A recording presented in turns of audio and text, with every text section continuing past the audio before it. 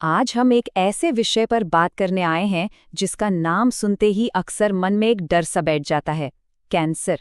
लेकिन आज यहाँ मकसद डराना नहीं बल्कि समझना है, क्योंकि सही समझ ही किसी भी लड़ाई को जीतने की पहली सीढ़ी होती है। और सच कहूं तो यही एक लाइन, यही एक सोच इस पूरी बातचीत का आधार है। डर तो हमें कमजोर करता है, लेकिन समझ हमें ताकत देती है।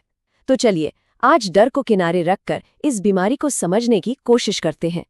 तो सबसे पहला सवाल, आखिर ये कैंसर है क्या? क्या ये कोई बाहर से आया हुआ दुश्मन है जो हम पर हमला करता है? नहीं, बिल्कुल नहीं। असल में कैंसर कोई बाहरी चीज नहीं, बल्कि हमारे ही शरीर के अंदर का एक असंतुलन है।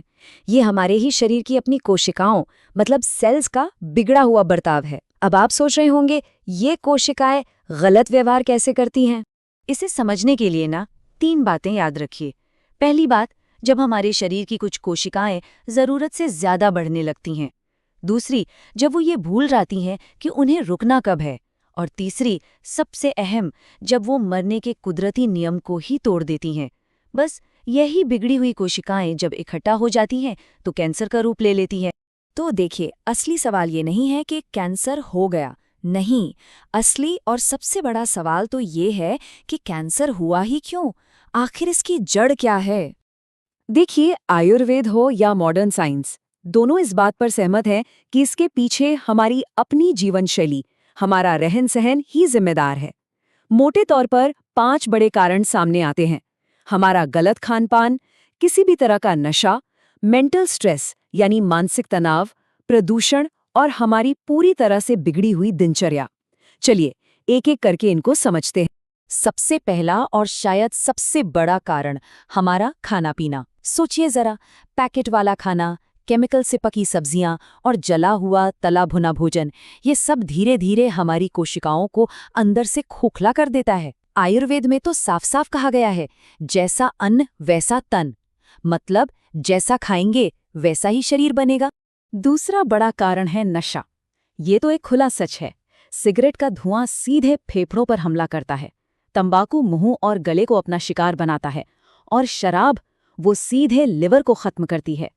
ये सब एक धीमे जहर की तरह हैं, जो रोज थोड़ा थोड़ा करके शरीर को अंदर से तोड़ते रहते हैं। और फिर आता है साइलेंट किलर, यानी मानसिक तनाव।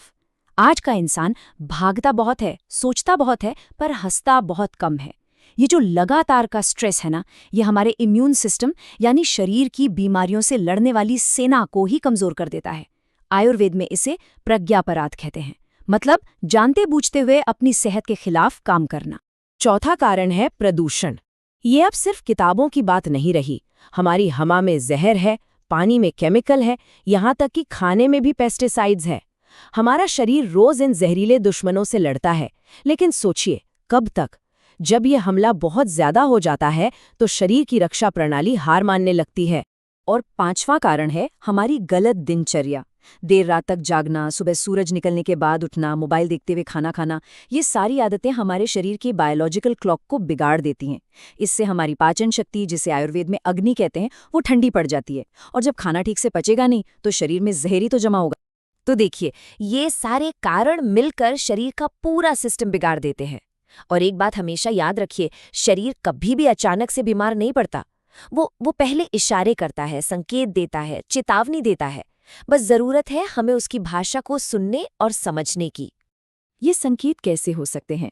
जैसे बिना किसी वजह के वजन का तेजी से गिरना, या फिर ऐसी थकान जो आराम करने के बाद भी ना जाए, भूख का मर जाना, शरीर में कहीं कोई गांठ महसूस होना, या कोई ऐसा घाव जो हफ्तों से भर ही नहीं रहा हो। ये सब शरीर के सिग्नल हैं, बस हम अपनी भागदौड़ में इन सिग्नल्स को अनदेखा कर देते हैं। तो सवाल उठता है कि ऐसी स्थिति में आयुर्वेद हमारी कैसे मदद कर सकता है? देखिए, आयुर्वेद इस लड़ाई में शरीर को अंदर से मजबूत करने का, उसे सहारा देने का एक रास्ता दिखाता है। और हाँ, एक बात गांठ बांध लेनी चाहिए। आयुर्वेद किसी भी मुख्य मेडिकल इलाज जैसे कीमोथेरेपी या सर्जरी का विकल्प नहीं है, बिल्कुल नहीं। ये एक सहायक चिकित्सा है। इसका काम है शरीर को इतना मजबूत बनाना कि वो इलाज को सह सके और बीमारी से बेहतर तरीके से लड़ सके। आयुर्वेद में सबसे पहला और सबसे बड़ा इलाज है आहार चिकित्सा, मतलब अपने खाने को ही दवा बना लेना। क्या खाएं? हल्का, ताज़ा खाना, हरी सब्जियां, मौसम के फल। और क्या बिल्कुल ना खाएं? जंक फूड, सफ़ेद चीनी, मैदा और जला हुआ, बार बार तला हुआ खाना। यकीन मानिए, आधा इलाज तो बस इसी बदलाव से हो जाता है। चलिए, अब मैं आपको एक बहुत ही खास हर्बल चाय की रेसिपी बताता हूँ।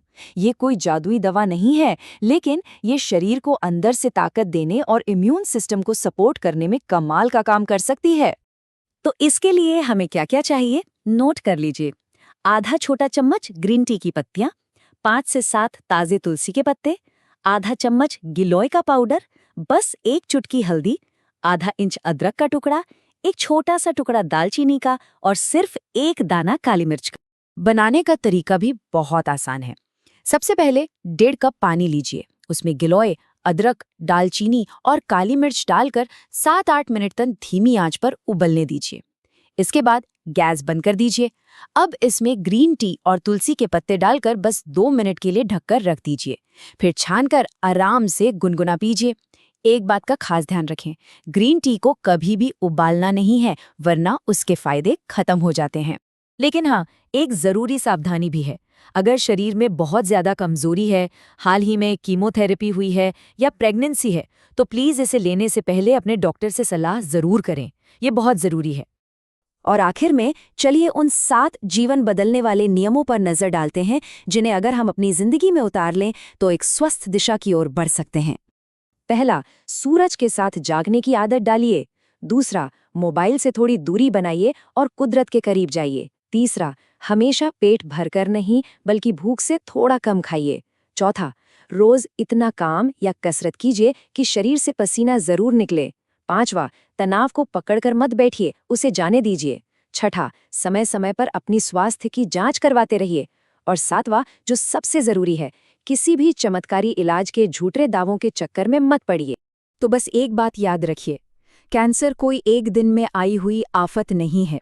ये कहीं न कहीं हमारी सालों की आदतों का ही नतीजा हो सकता है। और अच्छी बात यह है कि अगर हम अपनी आदतों को, अपने कारणों को बदल सकते हैं, तो यकीनन परिणाम भी बदल सकता है। इसलिए डर नहीं, जागरूकता फैलाइए। यही सच्चा और सबसे बड़ा इलाज है।